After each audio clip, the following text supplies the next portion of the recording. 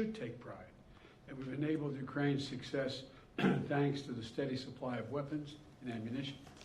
We provided them together with our partners and our allies. I just did a meeting with the G7, which was one of the issues we discussed. All the European leaders. We are prepared to stay with us, stay with Ukraine.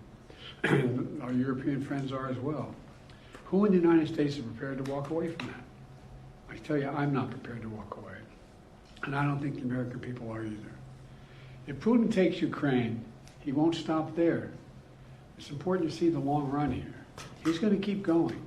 He's made that pretty clear. If Putin attacks a NATO ally, if he keeps going, and then he attacks a NATO ally, where we've committed as a NATO member that we defend every inch of NATO territory, then we'll have something that we don't seek and that we don't have today. American troops fighting Russian troops. American troops fighting Russian troops if he moves into other parts of NATO. Make no mistake, today's vote's going to be long remembered, and history's going to judge harshly those who turn their back on freedom's cause. We can't let Putin win. Say it again, we can't let Putin win. It's in our overwhelming national interest and international interest of all our friends. Any disruption in our ability to supply Ukraine clearly strengthens Putin's position.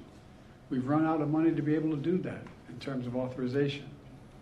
Extreme Republicans are playing chicken with our national security, holding Ukraine's funding hostage to their extreme partisan border policies.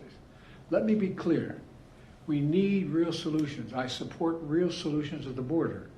I put forward a comprehensive plan the first day I came into office. I made it clear that we need Congress to make changes to fix what is a broken immigration system, because we all know it's broken. And I'm willing to do significantly more. But in terms of changes of policy and to provide resources that we need at the border, I'm ready to change policy as well. I've asked for billions of dollars for more border agents, more immigration judges, more asylum officers.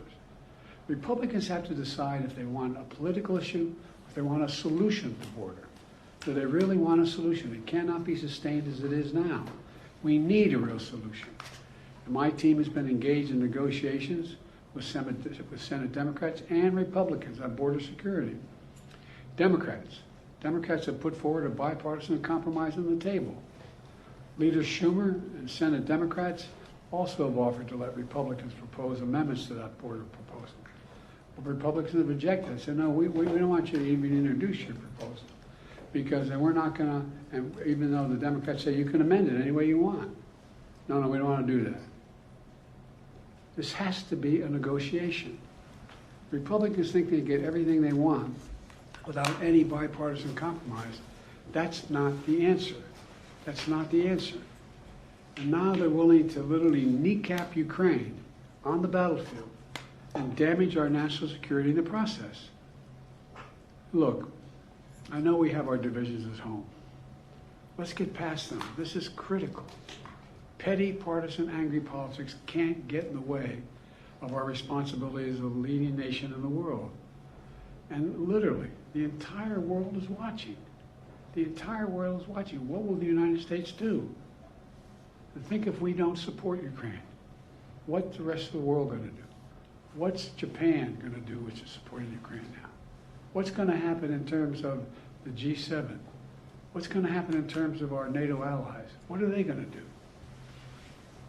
If we walk away now, we'll only embolden other would-be aggressors. So I'm calling on Congress to do something and do the right thing, to stand with the people of Ukraine, stand against the tyranny of Putin, stand for freedom, literally stand for freedom. Let's get this done. We're the reason Putin has not totally overrun Ukraine and moved beyond that. You all heard me talk about it before. If in fact we walk away, how many of our European friends are going to continue to fund? And at what rates are they going to continue to fund it?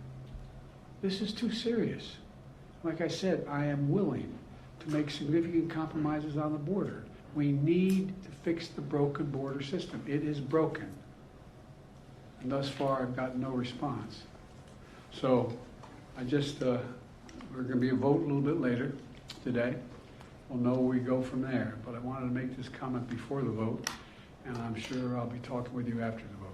Thank you very much for listening. Appreciate it. Mr. President, given the current impasse, would you be okay with Democrats willing to put more on border policy to get this current package through?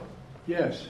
What would you be okay with Democrats agreeing to? I've already laid out in our negotiations with Langford and others what we're willing to do, significantly more.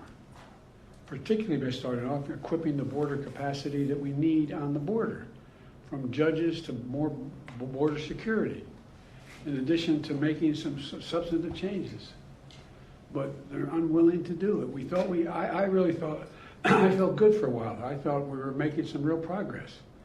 Langford's a decent guy. It looked like he was prepared to move in a way, in a direction that we could come up with a compromise, both changing in substance, changing policy on the border, as well as security at the border. But they walked away. It's take everything we have here on their one proposal, which is extreme, or nothing. In the meantime, the nothing means we don't get any support for our friends and the innocent people of Ukraine. Anyway, I'll talk to you more after Ukraine and also China. President Biden, on Ukraine and also China, there's polling by the Associated Press that shows that almost 70% of Americans, including 40% of Democrats, believe that you acted either illegally or unethically in regards to your family's business interests. Can you explain to the Americans amid this impeachment inquiry why you interacted with so many of your son and brother's foreign business associates? I'm not going to comment on that. I did not, and it was just a bunch of lies. You didn't interact with many of their business associates? I did not. There's lies. Mr. President, do you think there is any Democrat who could defeat Donald Trump other than you? Probably 50 of them. You do believe that there are? I'm not the only one to defeat him, but I will defeat him. Who else do you think could defeat Donald Trump, Mr. President?